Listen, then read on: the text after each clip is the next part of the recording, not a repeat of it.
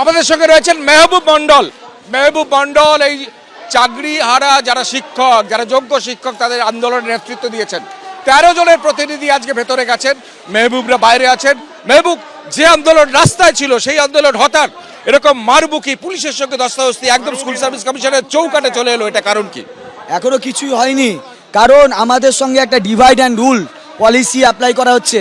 কারণ আমরা জানি যে আমাদের টোটাল যে কাউন্সিলিং হয়েছে 7 কাউন্সিলিং পর্যন্ত ওনারা হাইকোর্টে বলেছিলেন 7 কাউন্সিলিং পর্যন্ত আমরা এই প্রসেস মেনটেন করে বৈধভাবে করেছি। সুপ্রিম কোর্টে গিয়ে 8কেও ইনক্লুড করেন।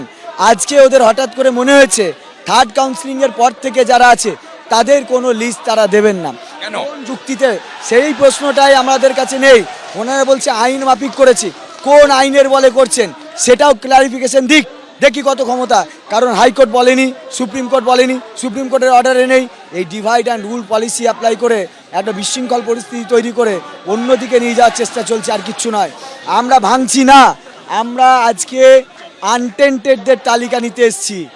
কারা untainted teachers, non teaching staff, তাদের তালিকা প্রকাশ করুক। কাউন্সিলিং ওনাকে ভাবতে হবে না, ওটা আমরা রিভিউতে বুঝে নেব। এই যে 4th কাউন্সিল থেকে বাকি যে কাউন্সিলিং হয়েছিল 8th কাউন্সিলিং, এই সংখ্যায় কতজন শিক্ষকের অ্যাপয়েন্টমেন্ট হয়েছিল? যথেষ্টই পর্যাপ্ত সংখ্যক আছে, কারণ 1st, 2nd, 3rd পরে বাকি একটা হিউজ অঙ্ক এইখান থেকে রয়েছে। এখানের মধ্যে প্রায় অনেকে আছেন। অনেকে কি প্রচুর জন আছে। তাহলে তো সেই হিসাবে দেখতে গেলে আনটেন্টেড যদি এদেরকে কাল থেকে টেন্টেড বানিয়ে দেওয়া হয় তাহলে পরে তো সংখ্যাটা 11,000 চলে।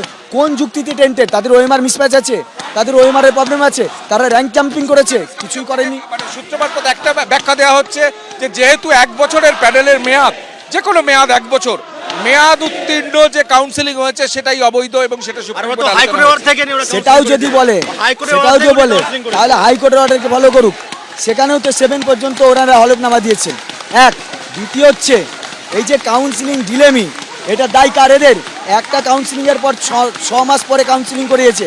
আমরা আন্দোলন করে করে কাউন্সিলিং করিয়েছি। একটা 6 মাস, কখনো 7 মাস, কখনো 8 মাস এইসব করেছে। এখন কি করবেন আপনারা?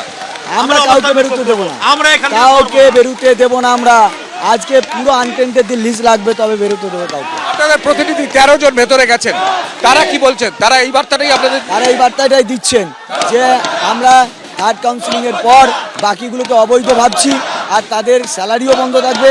তাদেরকে কথাই তাদেরকে টেন্টেড প্রমাণ করতে চাইছে। কেন পেনগুলো প্রমাণ করে? এটা কি ধরনের কথা?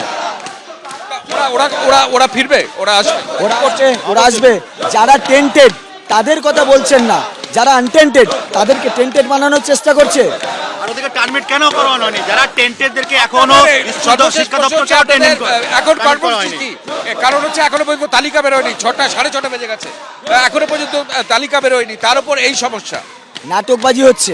সরকার সব জানে, সরকার বলুক, ডিক্লারেশন দিক, পিএসবি মাইট করুক যে কেন এটা তারা করছে। ওদেরকে আনটেন্টেডদের তালিকা দিতে হবে, কোনো কাউন্সিলিং বুঝি না।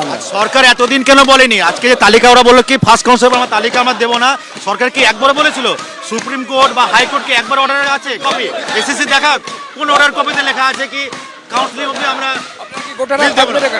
আমার বক্তব্য হচ্ছে স্পষ্ট, এর মধ্যে যারা টেন্টেড ক্যান্ডিডেট আছে তাদের মন জয় করার জন্য আনটেন্টেডদের বলি দেওয়ার চেষ্টা করা হচ্ছে।